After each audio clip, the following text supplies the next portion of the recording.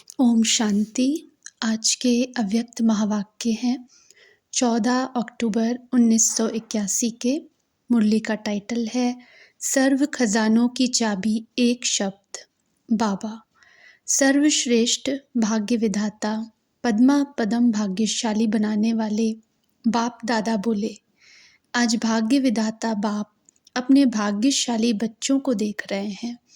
भाग्यशाली तो सभी बने हैं, लेकिन भाग्यशाली शब्द के आगे कहाँ सौभाग्यशाली, कहाँ पद्मा पदम भाग्यशाली। भाग्यशाली शब्द दोनों के लिए कहा जाता है, कहाँ सौ और कहाँ पदम, अंतर हो गया ना।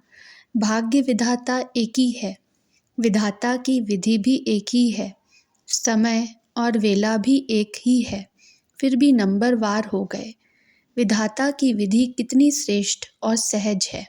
वैसे लौकिक रीति से आजकल किसी के ऊपर ग्रहचारी के कारण तकदीर बदल जाती है, तो ग्रहचारी को मिटाकर श्रेष्ठ तकदीर बनाने के लिए कितने प्रकार की विधियां करते हैं, कितना समय, कितनी शक्ति और संपत्ति खर्च करते हैं, फिर भी अल्पकाल की तकदीर बनती है।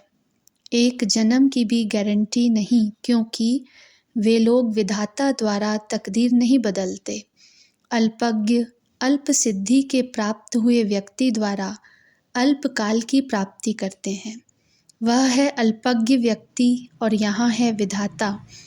विधाता द्वारा अविनाशी तकदीर की लकीर खिंचवा सकते हो, क्योंकि भाग्य विधाता दोनों बाप इस समय बच्चों के लिए हाजिर नाजिर हैं। जितना भाग्य विधाता से भाग्य लेने चाहो उतना अब ले सकते हो। इस समय ही भाग्यदाता भाग्य बांटने के लिए आए हैं। इस समय को ड्रामा अनुसार वरदान है। भाग्य के भंडारे भरपूर खुले हुए हैं। तन का भंडारा, मन का, धन का, राज्य का, प्रकृति दासी बनने का, भक्त बनने का, सब भाग्य के भंडारे खुले हैं।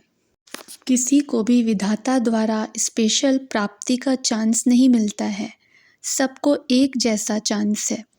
कोई भी बातों का कारण भी बंधन के रूप में नहीं है। पीछे आने का कारण, प्रवृत्ति में भी रहने का कारण, तन के रोग का कारण, आयु का कारण, स्थूल डिग्री या पढ़ाई का कारण, किसी भी प्रकार के कारण का ताला भंडारे में नहीं लगा हुआ है। दिन रात भाग्य विधाता के भंडारे भरपूर और खुले हुए हैं। कोई चौकीदार रखा हुआ है क्या? कोई चौकीदार नहीं है। फिर भी देखो, लेने में नंबर बन जाते हैं। भाग्य विधाता नंबर से नहीं देते हैं। यहाँ भाग्य लेने के लिए क्यू में भी नहीं खड़ा करते हैं। इतने बड़े भंडारे हैं भाग्य के, जब चाहो जो चाहते अधिकारी हो। ऐसे है ना, कोई ताज और क्यू तो नहीं है ना। अमृत वेले देखो, देश विदेश के सभी बच्चे एक ही समय पर भाग्य विधाता से मिलन मनाने आते, तो मिलना हो ही जाता है। मिलन मनाना ही मिलना हो जाता है। मांगते नहीं हैं, लेकिन बड़े ते बड़े बाप से मिलना अर्थात भाग्य की प्राप्ति होना। एक है बाप बच्चों का मिलना, दूसरा है कोई चीज़ मिलना। तो मिलन भी हो जाता है और भाग्य मिलना भी हो जाता है, क्योंकि बड़े आदमी कभी भी किसी को खाली नहीं भेज सकते हैं। तो बाप तो है ही विधाता, वरदाता, भरपूर भंडारे, खाली कैसे भेज सकते। फिर भी भाग्यशाली, सौभाग्यशाली, पदम भाग्यशाली, पद्मा पदम भाग्यशाली ऐसे क्यों बनते हैं? देने वाला भी है, भाग्य का खजाना भी भरपूर है, समय का भी वरदान है। इन सब बातों का ज्ञान अर्थात समझ भी है, अनजान भी नहीं है। फिर भी अंतर क्यों? किसी ने कहा ड्रामा अनुसार, तो बाप दादा कहते ड्रामा को ही अभी वरदान है, इसलिए ड्रामा नहीं कह सकते। विधि भी देखो कितनी सरल है। कोई मेहनत भी नहीं बतलाते, धक्के नहीं खिलाते, खर्चा नहीं कराते। विधि भी एक शब्द की है। कौन सा एक शब्द? एक शब्द जानते हो? एक ही शब्द सर्व खजानों की व श्रेष्ठ भाग्य की चाबी है। वही चाबी है, वही विधि है। वह क्या है? यह बाबा शब्द ही चाबी और विधि है। तो चाबी तो सबके पास है ना, फिर फ़र्क क्यों? चाबी अटक क्यों जाती है? राइट के बजाय लेफ्ट तरफ घुमा देते हो। स्वचिंतन के बजाय परचिंतन, यह उल्टे तरफ की चाबी है। स्वदर्शन के बदले परदर्शन, बदलने के बजाय बदला लेने की भावना, स्व परिवर्तन के बजाय पर परिवर्तन की इच्छा रखना। काम मेरा, नाम बाप का, इसके बजाय नाम मेरा, काम बाप का। इसी प्रकार की उल्टी चाबी घुमा देते हैं। तो खजाने होते हुए भी भाग्यहीन खजाने पा नहीं सकते। भाग्य विधाता के बच्चे और बन क्या जाते हैं? थोड़ी सी अंजलि लेने वाले बन जाते। दूसरा क्या करते हैं? आजकल की दुनिया में जो अमूल्य खजाने लॉकर्स व तिजोरियों में रखते हैं, उन्हों के खोलने की विधि डबल चाबी लगाते हैं व 2 बारी चक्कर लगाना होता है। अगर यह विधि नहीं करेंगे तो खजाने मिल नहीं सकते। लॉकर्स में देखा होगा, एक आप चाबी लगाएंगे, दूसरा बैंक वाला लगाएगा, तो डबल चाबी होती ना। अगर सिर्फ आप अपनी चाबी लगाकर खोलने चाहो तो खुल नहीं सकता। तो यहाँ भी आप और बाप दोनों के याद की चाबी चाहिए। कई बच्चे अपने नशे में आकर कहते हैं, मैं सब कुछ जान गया हूँ, मैं जो चाहूँ वह कर सकता हूँ, करा सकता हूँ, बाप ने तो हमको मालिक बना दिया है। ऐसे उल्टे मैंपन के नशे में बाप से संबंध भूल स्वयं को ही सब कुछ समझने लगते हैं और एक ही चाबी से खजाने खोलने चाहते हैं, अर्थात खजानों का अनुभव करने चाहते हैं। लेकिन बिना बाप के सहयोग व साथ के खजाने मिल नहीं सकते। तो डबल चाबी चाहिए। कई बच्चे बाप दादा अर्थात दोनों बाप के बजाय एक ही बाप द्वारा खजाने के मालिक बनने की विधि को अपनाते हैं। इससे भी प्राप्ति से वंचित हो जाते हैं। हमारा निराकार से डायरेक्ट कनेक्शन है। साकार ने भी निराकार से पाया, इसलिए हम भी निराकार द्वारा ही सब पा लेंगे। साकार की क्या आवश्यकता है? लेकिन ऐसी चाबी खंडित चाबी बन जाती है, इसलिए सफलता नहीं मिल पाती है। हंसी की बात तो यह है, नाम अपना ब्रह्मा कुमार कुमारी कहलाएंगे और कनेक्शन शिव बाप से रखेंगे। तो अपने को शिव कुमार कुमारी कहलाओ ना। ब्रह्मा कुमार और कुमारी क्यों कहते? सरनेम ही है शिववंशी ब्रह्मा कुमार ब्रह्मा कुमारी, तो दोनों ही बाप का संबंध हुआ ना।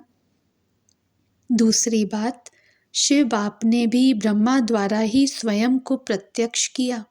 ब्रह्मा द्वारा ब्राह्मण अडॉप्ट किए, अकेला नहीं किया। ब्रह्मा माँ ने बाप का परिचय दिलाया। ब्रह्मा माँ ने पालना कर बाप के वर्षे के योग्य बनाया।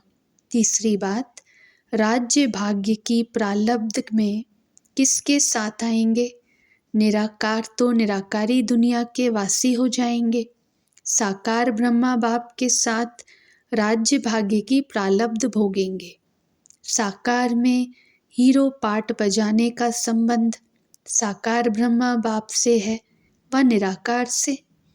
ज़्यादा समय साकार से पार्ट बजाना है या निराकार से? तो साकार के बिना सर्व भाग्य के भंडारे के मालिक कैसे हो सकते हैं? तो खंडित चाबी नहीं लगाना। भाग्य विधाता ने भाग्य बांटा ही ब्रह्मा द्वारा है। सिवाय ब्रह्मा कुमार कुमारी बनने के भाग्य बन नहीं सकता। आप लोगों के यादगार में भी यही गायन है कि ब्रह्मा ने जब भाग्य बांटा तो सोए हुए थे व खोए हुए थे। इसलिए उल्टी चाबी नहीं लगाओ, डबल चाबी लगाओ। डबल बाप भी और डबल आप और बाप भी। इसी सहज विधि से सदा भाग्य के खजाने से पद्मा पदम भाग्यशाली बन सकते हो। कारण को निवारण करो तो सदा संपन्न बन जाएंगे, समझा? अच्छा, ऐसे भाग्य विधाता के सदा श्रेष्ठ भाग्यवान बच्चों को सहज विधि द्वारा विधाता को ही अपना बनाने वाले, सदा सर्व भाग्य के खजानों से खेलने वाले, बाबा बाबा कहना नहीं, लेकिन बाबा को अपना बनाना और खजानों को पाना, ऐसे सदा अधिकारी बच्चों को बाप दादा का याद, प्यार और नमस्ते। बाप दादा की पार्टियों से व्यक्तिगत मुलाकात। सुना तो बहुत है, सुनने के बाद स्वरूप बने। सुनना अर्थात स्वरूप बनना, इसको कहा जाता है मन रस। सिर्फ सुनना तो कन रस हो गया, लेकिन सुनना और बनना यह है मन रस। मंत्र ही है मन मना भव, मन को बाप में लगाना। जब मन लग जाता है तो जहाँ मन होगा वहाँ स्वरूप भी सहज बन जाएंगे। जैसे देखो, किसी भी स्थान पर बैठे सुख व खुशी की बातों में मन चला जाता है तो स्वरूप ही वह बन जाता है। तो मन रस अर्थात जहाँ मन होगा वैसा बन जाएंगे। अब कनरस का समय समाप्त हुआ और मनरस का समय बच रहा है, तो अभी क्या बन गए? भाग्य के खजानों के मालिक सर्वश्रेष्ठ भाग्यवान बन गए ना। जैसा बाप वैसे हम, ऐसे समझते हो ना। चाबी भी सुना दी और विधि भी सुना दी, अभी लगाना आपका काम है। चाबी लगाने तो आती है ना। अगर चाबी को उल्टा चक्कर लग गया तो बहुत मुश्किल हो जाएगा, चाबी भी चली जाएगी और खजाना भी चला जाएगा। तो आप सब सुलटी चाबी लगाने वाले पद्मा पदम भाग्यशाली होना। पद्मा पदम भाग्यशाली की निशानी क्या होगी? उनके हर कदम में भी पदम होंगे और वे हर कदम में भी पद्मों की कमाई जमा करेंगे। एक कदम पद्मों की कमाई से वंचित नहीं होगा, इसलिए डबल पदम, एक पदम कमल पुष्प को भी कहते हैं। अगर कमल पुष्प के समान नहीं तो भी अपने भाग्य को बना नहीं सकते। कीचड़ में फंसना अर्थात भाग्य को गंवाना।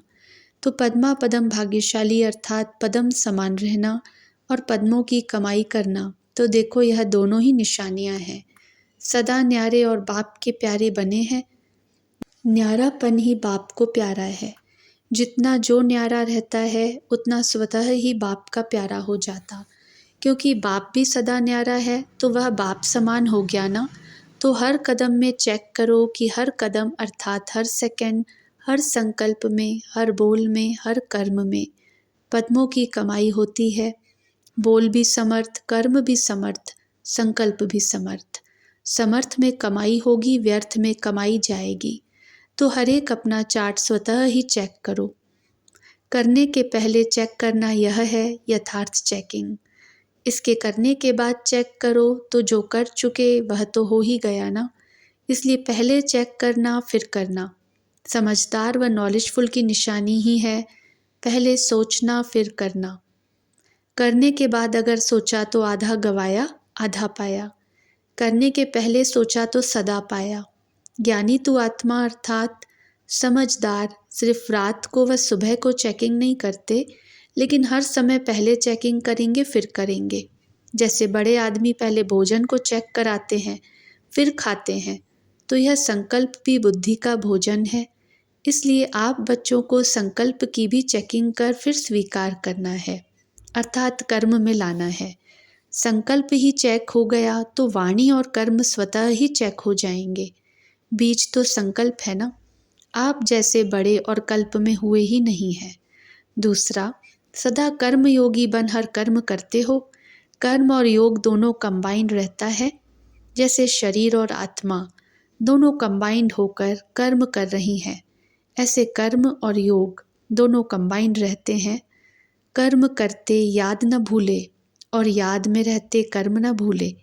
कई ऐसे कहते हैं कि जब कर्म क्षेत्र पर जाते हैं तो याद भूल जाती है। तो इससे सिद्ध है कि कर्म और याद अलग हो गई, लेकिन यह दोनों कंबाइंड है। टाइटल ही है कर्म योगी। कर्म करते याद में रहने वाले सदा न्यारे और प्यारे होंगे, हल्के होंगे, किसी भी कर्म के बोझ अनुभव नहीं करेंगे। कर्मयोगी को ही दूसरे शब्दों में कमल पुष्प कहा जाता है। तो कमल पुष्प के समान रहते हो, कभी किसी भी प्रकार का कीचड़ अर्थात माया का वाइब्रेशन टच तो नहीं होता है। कभी माया आती है या विदाई लेकर चली गई, माया को अपने साथ बिठा तो नहीं देते हो। माया को बिठाना अर्थात बाप से किनारा करना। इसलिए माया को भी नॉलेजफुल बन दूर से ही उसे भगा दो। नॉलेजफुल अनुभव के आधार से जानते हैं कि माया की उत्पत्ति कब और कैसे होती है। माया का जन्म कमजोरी से होता है। किसी भी प्रकार की कमजोरी होगी तो माया आएगी। जैसे कमजोरी से अनेक बीमारियों के जर्म्स पैदा हो जाते हैं, ऐसे आत्मा की कमजोरी से माया को जन्म मिल जाता है। कारण है अपनी कमजोरी और उसका निवारण है रोज की मुरली।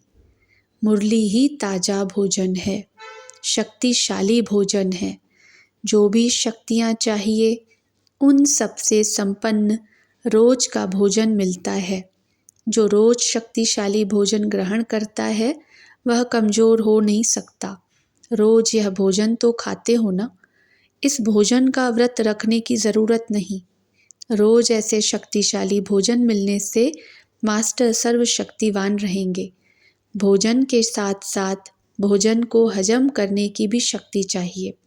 अगर सिर्फ सुनने की शक्ति है, मनन करने की शक्ति नहीं, तो भी शक्तिशाली नहीं बन सकते। सुनने की शक्ति अर्थात भोजन खाया और मनन शक्ति अर्थात भोजन को हजम किया। दोनों शक्ति वाले कमजोर हो नहीं सकते। बाप दादा की टीचर्स के साथ मुलाकात। सेवाधारी की विशेषता ही है त्याग और तपस्या। जहाँ त्याग और तपस्या है वहाँ सेवाधारी की सदा सफलता है। सेवाधारी अर्थात जिसका एक बाप के सिवाय और कोई नहीं। एक बाप ही सारा संसार है। जब संसार ही बाप हो गया तो और क्या चाहिए। सिवाय बाप के और कोई दिखाई न दे। चलते फिरते खाते पीते एक बाप और दूसरा न कोई। यही स्मृति में रखना अर्थात सफलता मूर्त बनना। सफलता कम होती तो चेक करो, जरूर बाप दादा के साथ कोई दूसरा बीच में आ गया है। सफलता मूर्त की निशानी एक बाप में सारा संसार। अच्छा, ओम शांति।